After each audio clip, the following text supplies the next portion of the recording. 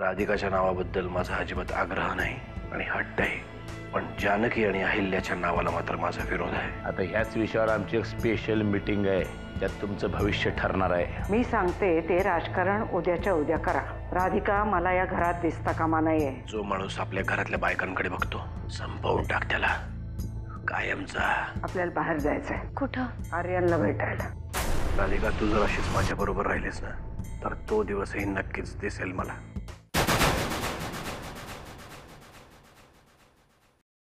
चल जानकी, मी निघतो. फक्त मला एकच सांग, काल रात्री तू कुठे गेली होतीस? म्हणजे? मी विचारलेल्या प्रश्नांची नीट उत्तर दे जानकी. काल रात्री तू कुठे गेली होतीस? असं का विचारताय? मी इकडेच होते आपल्या घरामध्ये. काय झालं? काय नाही ग, सेलमध्ये आपले आवाज रेकॉर्ड करून बघत होतो. तिथे जाऊन काही घोळ नको व्हायला ना, म्हणून म्हटलं चेक करावं. चल जानकी, मी निघतो. तुम्हाला एकच सांग, काल रात्री तू कुठे गेली होतीस? म्हणजे? मी विचारलेल्या प्रश्नांची नीट उत्तर दे जानकी. काल रात्री तू कुठे गेली होतीस? असं का विचारताय? चला आता पुढचं काम उरकून टाकू. मी आणि आत्याबाई सुद्धा तिकडे येतोय. या, मी पुढे जातो आणि आत्या तिथे आल्यानंतर तिच्या हातात सरळ पुरावाच ठेवतो. फक्त वामन दादा जरा जपून. सध्या ग्रह फिरलेत आपले. चांगलं करायला गेलं की काहीतरी वाईटच घडतं आपल्या बाबतीत.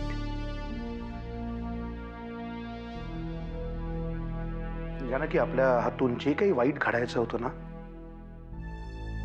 सगळं घडून गेलंय.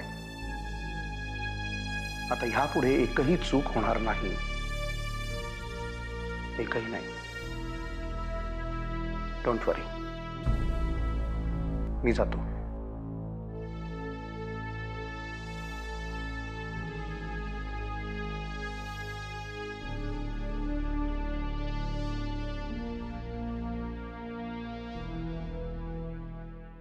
मला आर्यनचा नाही तुझा राग आलायचा ना. अरे तो लहान आहे पण तुला अक्कल आहे ना. तुला माहिती आहे आजपर्यंत माझ्या आणि नरसिंहाच्या वादापासून मी त्याला दूर ठेवत आले, पण तू त्याला साथ दिलीस आणि म्हणून त्याचं फावलं. यात आर्यन बाबाची काय चूक आहे? सांग ना, त्याची काय चूक आहे ती? अरे तुम्ही दोघांनी मिळून त्या निष्पाप मुलीच्या आयुष्याची माती केली. काय माती केली? तिला ज्या पोराशी लग्न करायचं होतं त्याच्याशीच लग्न झालं ना तिचं. पण आर्यनला तिच्याशी लग्न करायचं होतं. हा, अमृता आपल्या घरात सुखी आहे बस. त्यांच्या संसारात जे काय चाललंय ते कुठल्या सुखी संसारात असतं जना? हे बघ युगंधरे, मी तुला स्पष्ट सांगतो, अमृताच्या बापानं नरशिवानं माझ्या अत्यंत जवळच्या मित्राचा आर्यनच्या बापाचा खून केलाय. तू विसरतोय जना. तू ज्याच्याबद्दल बोलतोस तो माझा नवरा होता. नाही, आमच्या चांगलं लक्षात आहे ते. फक्त तूच विसरलीस म्हणून आम्हाला परस्पर डाव रचावा लागला. अरे डाव रचताना कमीत कमी त्या मुलीचा तर विचार करायचा होता. विनाकारण त्या मुलीला वेठीस धरलं तुम्ही. या सगळ्यामध्ये तिचा काय दोष होता?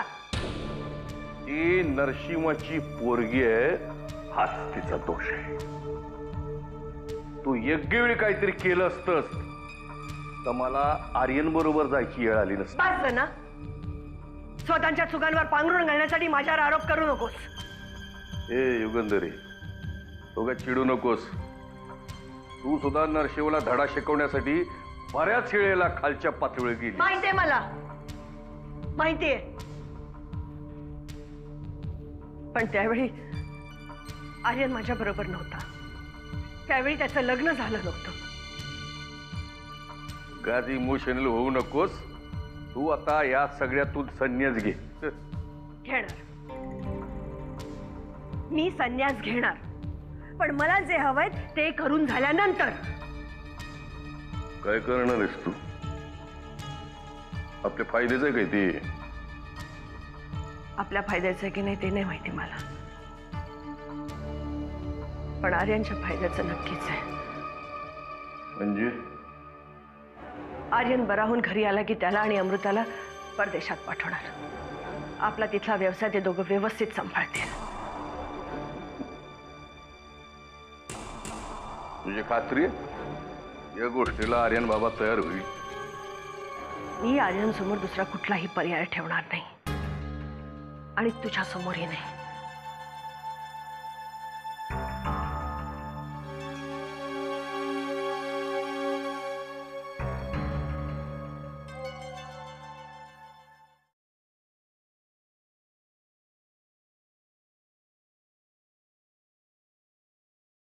तुम्ही मला बोलावलं तात्याबाई?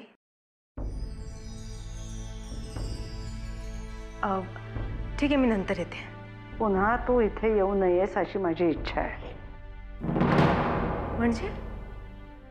म्हणजे लवकरात लवकर तू या घरातून बाहेर निघून जा. पुन्हा तू मला इथे दिसता कामा नये. मला त्याचं कारण कळेल का? तुला घरात घेताना विशिष्ट असं काही कारण नव्हतं, त्याच्यामुळे हाकलून देतानाही ते असावं याची मला गरज वाटत नाही. तुम्हाला नसेल आत्याबाई, पण मला त्याची गरज वाटते. कारण माझ्या हातून काय चूक झाली आहे ज्यामुळे आज संध्याकाळच्या आत तू या घराच्या बाहेर असली पाहिजेस. तुझ्या सगळ्या प्रश्नांची उत्तरं मी फोनवरून देईन. ठीक आहे, पण जाण्याआधी मला नरसिंहरावांशी बोललं पाहिजे. या घरात एखादा निर्णय मी घेतला ना की तो अंतिम असतो. दुसऱ्या कुणाचंही मत विचारायची काही गरज नाही. आत्याबाई, मी हे घर सोडून चालले होते. नरसिंहरावांनी मला थांबवलं त्यांच्या कामासाठी. मी त्यांच्याकडे कामाला आहे. कमीत कमी 300 ते 400 लोकांना महिन्याला पगार देतो आम्ही, पण त्यातलं कोणी इथे राहत नाही. अगदी वाकणीसांसारखा निष्ठावंत सुद्धा. आणि असं समज ना की आजपासून तुला नोकरीवरून काढून टाकलंय. मला माफ करा, पण मला नोकरीवर आणि या घरात ठेवण्यात नरसिंहरावांची भूमिका महत्वाची. माझ्यासाठी त्यांचा निर्णय बंधनकारक आहे, दुसरा कुणाचाही नाही. फार बोललीस. आज संध्याकाळच्या आत तू या घराच्या बाहेर असली पाहिजे, नाहीतर जबरदस्तीने तुझं सामान रस्त्यावर टाकून देण्यात येईल. आत्याबाई, खरं तर मी तुम्हाला विरोध करू शकते, पण माझी ती इच्छा नाही. ठीक आहे, मी जाते इथून, पण मी नरसिंहरावांकडे काम करायचं की नाही हे मला तुम्ही नाही सांगू शकत.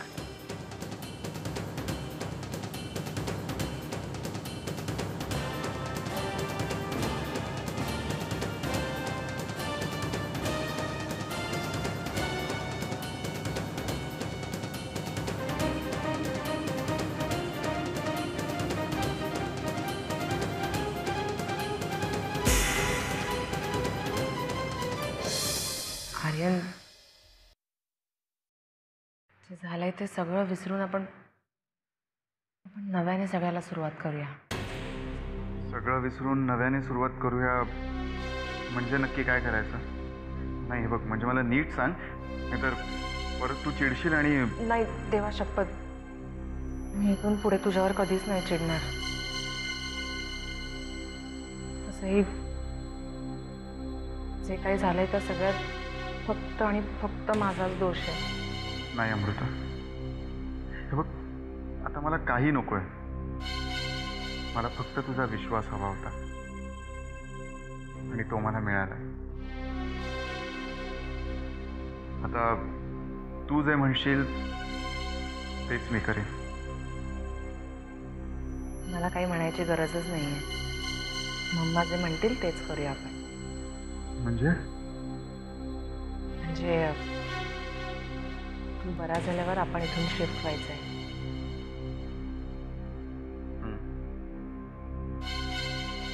लंडनमध्ये मम्माचा एक बिझनेस पार्टनर आहेत. मी त्यांच्याकडेच काहीतरी काम बघेन तिकडे. मी असेल ना, तुला बिझनेसमध्ये मदत करायला. अमृता, रमावतीची शुगर फॅक्टरी आणि एक मल्टीनॅशनल कंपनी यामध्ये खूप फरक आहे. रमावती असू दे किंवा लंडन, प्रॉफिट लॉसची गणितं सांभाळली ना की कुठलाही बिझनेस सारखाच असतो. अच्छा,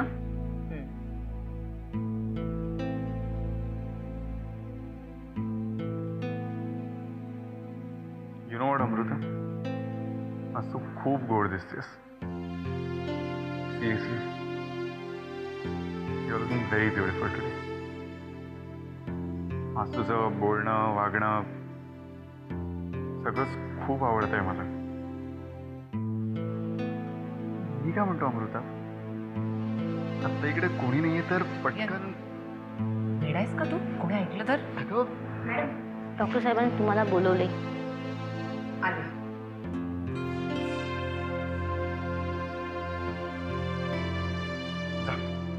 पटकन जाऊन पटकन ये, म्हणजे मग आत्ता अर्धवट सोडलेलं काम पूर्ण करता येईल. मी वाट पाहतोय तुझी. आर्यन आले.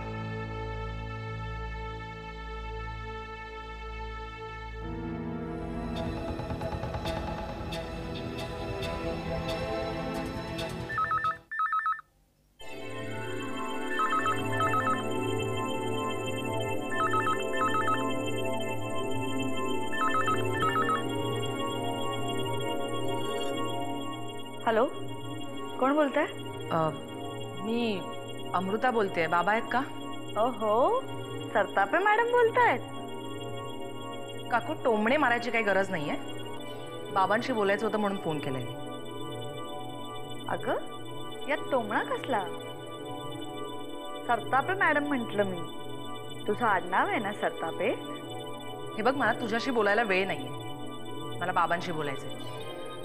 मगापासून त्यांचा फोन लागत नाहीये. आउट ऑफ कव्हरेज एरिया येतोय. येणारच. ते आता विमानात असतील, दिल्लीला गेले. मंत्रीपदाची माळ आज त्यांच्या गळ्यात पडणार आहे. सगळी वरात घेऊन गेलेत आणि आपल्या घरातला परशू नावाचा नासका कांदा सुद्धा सोबत घेऊन गेले. ठीक आहे, मी नंतर फोन करते. तुझा काही मेसेज असेल तर सांग, मी सांगते. नाही, त्याची काहीच गरज नाही.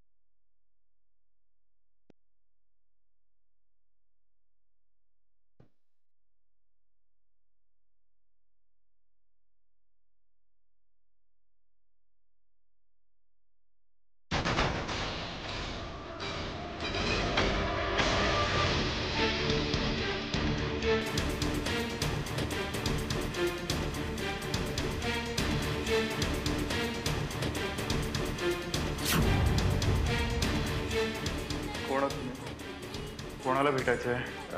तुलाच. ओळखलं नाही मी तुम्हाला. मी यमदूत.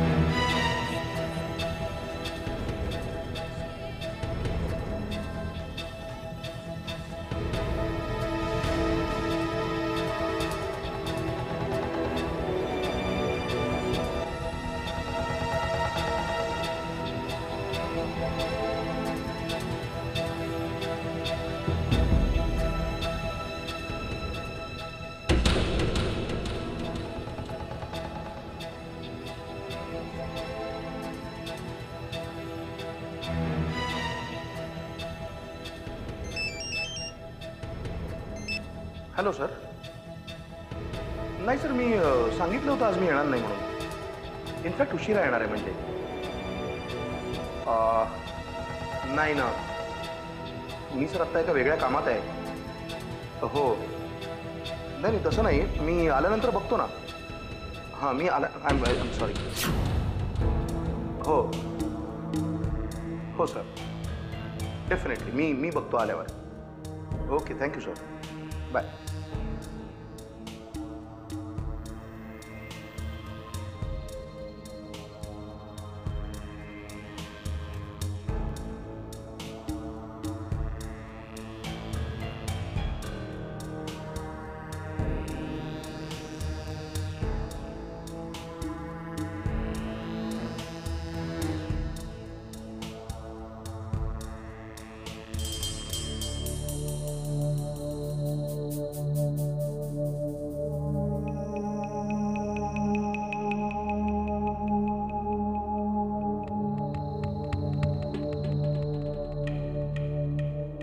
आर्यन,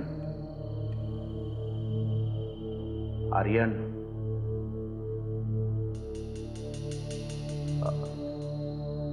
मला माहितीये मी तुला झोपेतनं उठवतोय, पण तरीही बोल. आर्यन, हे आर्यन.